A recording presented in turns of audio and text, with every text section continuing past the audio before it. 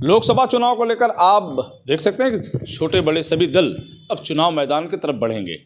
वैसे संभावना है कि मार्च में आचार संहिता लगेगी, लेकिन उसके पहले भी राजनीतिक दलों के लोगों ने आपस में चिंतन मंथन करके प्रत्याशियों को चयन प्रक्रिया उतारने का और मैदान में भेजने का पूरा मन बनाया है। इस वक्त हम बहादुरपुर क्षेत्र में हैं, जहां आप देख सकते हैं कि all India forward block Uttar Pradesh राज्य कमेटी इस दल से जुड़े 2 उम्मीदवार चुनाव मैदान में होंगे। एक तरफ सलेमपुर, दूसरी तरफ बलिया लोकसभा। सलेमपुर लोकसभा क्षेत्र से डॉक्टर अवधेश चौधरी और बलिया लोकसभा क्षेत्र से आपके डॉक्टर प्रकाश कुमार पांडे, ये 2 लोग चुनाव मैदान में होंगे। तो चुनाव लड़ने की आवश्यकता क्या हुई डॉक्टर साहब?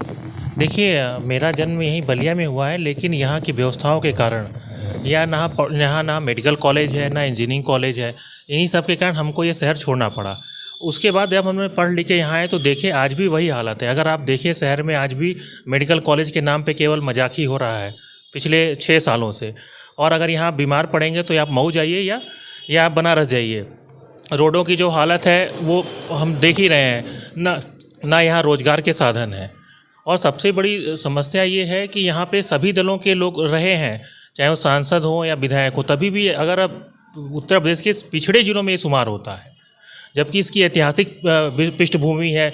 यहाँ सुरहा ताल है, भृगु जी की धरती है। बहुत बड़ा उत्तर प्रदेश का पर्यटन स्थल विकसित कर हो सकता है। यही हम लोग का मुद्दा पिछले साल 2022 के विधानसभा में भी था। हमारे 4 ही उसमें भी मुद्दे थे कि यहाँ पे एम्स जैसे इंस्टीट्यूट की स्थापना हो कि लोग को इलाज के लिए दर दर भटकना ना पड़े। यहाँ पे IIM और इंजीनियरिंग कॉलेज खुले।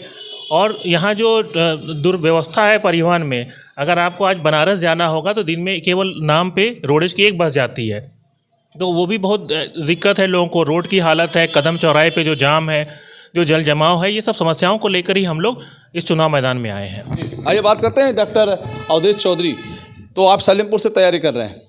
जी। कहाँ के रहने वाले हैं आप? मैं यहीं बलिया ज़िले का ही रहने वाला हूँ।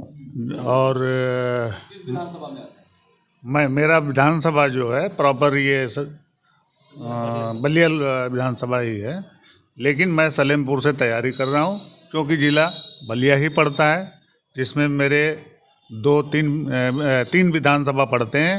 आपका बांसडीह, सिकंदरपुर और बेलसरा रोड। और मैं चाहता हूँ कि ये जो क्षेत्र हैं, इसमें हमारा एक ननिहाल भी पड़ता है। बहुत सारी मेरी रिश्तेदारियाँ भी हैं और मेरे बहुत सारे दोस्त भी हैं। और आज तक इस क्षेत्र का भी विकास नहीं हो सका। आज भी बांसडीह बहुत पिछड़ा क्षेत्र है, चाहे वो रोजगार का मामला हो या हॉस्पिटल का हो, या फिर मान लीजिए यहाँ से जो लोग बाहर जाते हैं पढ़ने, वो पढ़ने के बाद भी आते हैं यहाँ पर, तो यहाँ कोई रोज़गार नहीं है। रोज़गार के लिए भी उन्हें बाहर जाना पड़ता है, चाहे बलिया हो, सिकंदरपुर हो या फिर बेलसरा रोड हो। तो मैं यही सोच करके यहाँ लड़ने की तैयारी कर रहा हूँ। दोस्तों, लोकसभा चुनाव को लेकर अब चाहे निर्दल हों, चाहे छोटे दल के हों, चाहे बड़े दल के हों, सभी प्रत्याशी चुनाव मैदान में अपनी तैयारी कर रहे हैं। हम इस वक्त यहाँ पे हैं जहाँ एक चुनाव कार्यालय का उद्घाटन होने जा रहा है। उस कार्यालय को लेकर अब राजनीतिक सरगर्मी ये लोग बढ़ाएंगे और क्षेत्र में जाकर जनता से सवाल करेंगे। आपने मेडिकल कॉलेज की बात कही, लेकिन मौजूदा सरकार भारतीय जनता पार्टी की है और यहाँ के सांसद भी हैं, वो प्रयासरत हैं। चूँकि दल आपका छोटा है, विचार बड़े हैं, तो ऐसे में कैसे आप अगर सांसद होते हैं तो किस तरह से प्रयास करें? चूँकि आप सत्ता में आएंगे, कैसे आएंगे क्या? नहीं, आपको मैं अगर बहुत लोगों को इसमें पता नहीं है, अगर आप एक सांसद भी हो तो प्राइवेट मेंबर बिल ला सकते हैं। कोई एक सांसद भी कोई भी विधेयक ला के पास करा सकता है।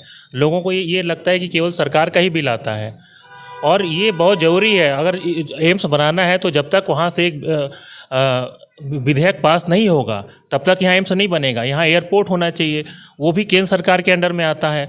और जो यहाँ की हालत दुर्व्यवस्था है, उसके लिए कहीं ना कहीं यहाँ के जनप्रतिनिधि जिम्मेदार हैं। चलिए सर, बहुत सारी बातें फिर हम आपसे जुड़ेंगे। तब तक लेते हैं जुड़े रहें बलिया से। मैं रोशन जायसवाल, नमस्कार।